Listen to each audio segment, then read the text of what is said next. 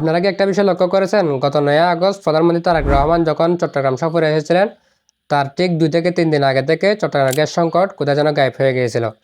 কিন্তু প্রধানমন্ত্রী যখন সফরে এসে আবার ফিরে গিয়েছিলেন, এর পরদিন থেকে চট্টগ্রামে আবার গ্যাস সংকট তীব্র আকার ধারণ করে। এখন চট্টগ্রামের মানুষের মনে একটা প্রশ্ন বারবার ঘুরপাক খাচ্ছে। প্রধানমন্ত্রী আসার সময় চট্টগ্রামের গ্যাস সংকট স্বাভাবিক হলো, কিন্তু প্রধানমন্ত্রী চলে যাওয়ার পর আবার কিভাবে তীব্র হয়ে গেল? বিষয়টা কাকতালীয় হতে পারে, আবার এর পেছনে অন্য কোনো কারণও থাকতে পারে। কিন্তু ঘটনাগুলোর মধ্যে সময়ের এত মিল যে প্রশ্ন না করে তাকায় যায় না।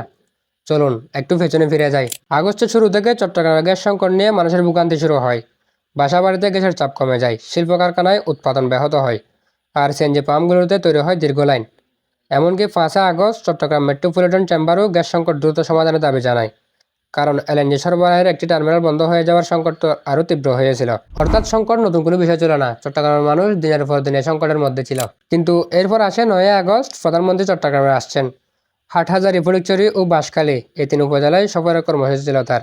প্রধানমন্ত্রী সফরের সময় চট্টগ্রামের পরিস্থিতি নিয়ে নানা ধরনের প্রস্তুতি নেওয়া হলো, আর গ্যাসের ক্ষেত্রেও সরবরাহ কিছুটা স্বাভাবিক হলো। তাহলে সাধারণ মানুষের প্রশ্ন খুবই স্বাভাবিক, যে সংকট দুদিনের জন্য স্বাভাবিক করা যায়, সেই সংকট মানুষের জন্য নিয়মিত স্বাভাবিক করা যাচ্ছে না কেন? তবে পরিষ্কার করে বলি, প্রধানমন্ত্রীকে স্বাগত জানাতে ইচ্ছা করে গ্যাস সরবরাহ বাড়ানো হয়েছিল এমন কোনো প্রমাণ এখনো পাওয়া যায়নি। তাই আমরা এমন অভিযোগ করছি না, আমরা শুধু ঘটনাগুলোর সময়ের হিসাব সামনে রাখছি। কারণ প্রধানমন্ত্রী সফর শেষ করে চলে যাওয়ার পর পরিস্থিতি আবার যে ভালো থাকেনি, সেটা এখন আর শুধু সামাজিক যোগাযোগ মাধ্যমের কথা নয়। চট্টগ্রামের বিভিন্ন এলাকায় সিএনজি পাম্পে আবার দীর্ঘ লাইন তৈরি হয়েছে, আর পরিস্থিতি এমন পর্যায়ে গেছে যে চট্টগ্রাম নগরীতে গ্যাস না পেয়ে সিএনজি চালকেরা সড়কে নেমে বিক্ষোভ করেছেন। এখন আবার ফিরে আসি সেই প্রথম প্রশ্নে। প্রধানমন্ত্রী আসার আগে সংকট ছিল, প্রধানমন্ত্রী আসার 2 দিন আগে থেকে সংকট গায়েব হয়ে গেল, এবং প্রধানমন্ত্রী চলে যাওয়ার পর দিন থেকেই আবার সংকট তীব্র আকার ধারণ করলো। এসব ঘটনা কি নিছক কাকতালীয়? কারণ একটা বিষয় মনে রাখতে হবে, গ্যাস কোনো রাজনৈতিক আয়োজনের অংশ নয়, গ্যাস মানুষের প্রয়োজন।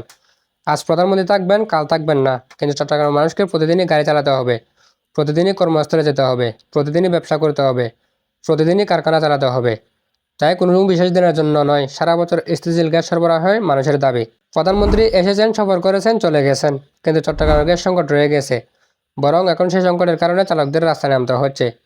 তাই প্রশ্নটা প্রধানমন্ত্রীকে নিয়ে নয়, প্রশ্নটা কোনো রাজনৈতিক দলকে নিয়েও নয়, প্রশ্নটা আমাদের জ্বালানি ব্যবস্থাপনা নিয়ে। যদি বিশেষ পরিস্থিতিতে গ্যাস সংকট স্বাভাবিক করা যায়, তাহলে সাধারণ মানুষের জন্য নিয়মিত কেন স্বাভাবিক করা যাচ্ছে না?